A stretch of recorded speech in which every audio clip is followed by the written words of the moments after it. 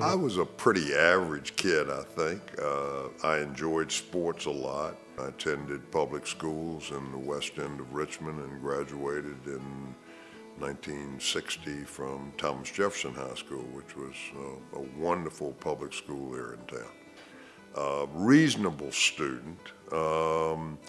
Probably couldn't have gotten into Virginia today based on the grades that I had growing up, but pretty decent student, and it was a wonderful time to grow up.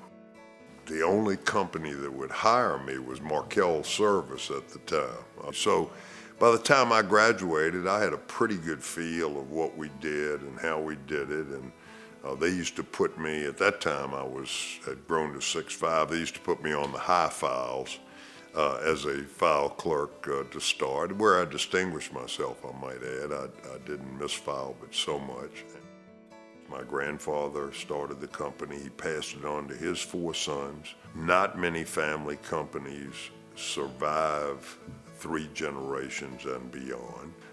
Steve and Alan and I were able to find a balance and a focus on our particular individual strengths. We allowed ourselves just to sort of divide the responsibilities and created sort of a 3-headed beast that proved to be very successful. I have 2 cartoons in my office to this day, and one of them is saying to the clerk, we both had an equal opportunity when we came here to work for my father. So I keep that in my bookcase to remind me of from whence I came. I think when you're as fortunate as we've been, corporately and individually, there's an absolute mandate that you give back.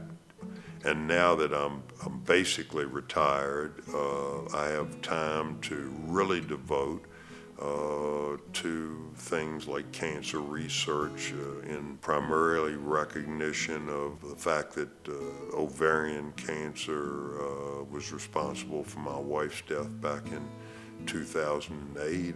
The City of Hope enjoys relationships with about 20 different national industries, and I was very, very honored and fortunate to be their honoree for what they call the City of Hope Spirit of Life Award in 2006, which gave me a fabulous introduction into the City of Hope, which is one of the top 20 cancer research facilities in the country. They came to me and asked me if I would be the national chairman for their $1 billion campaign. Very proud to say that we ended up raising $1.032 billion, and I consider that to be one of the cornerstones of my career in terms of being able to accomplish that. The fact of the matter is, I'm not sure I describe myself as much as a businessman as I am a peddler. I relate to people, and to me that, I don't care what the product is, whether it's touchable or not, as in the case of an insurance policy. So many things boil down to personal relationships, trust, and that type of thing. It's sort of been a good news, bad news story. The good news is that Alan and Steve and I have been able to hire a whole bunch of people who are a lot smarter than we are over the years. The bad news is that we haven't had any trouble finding people that are a whole lot smarter than we are.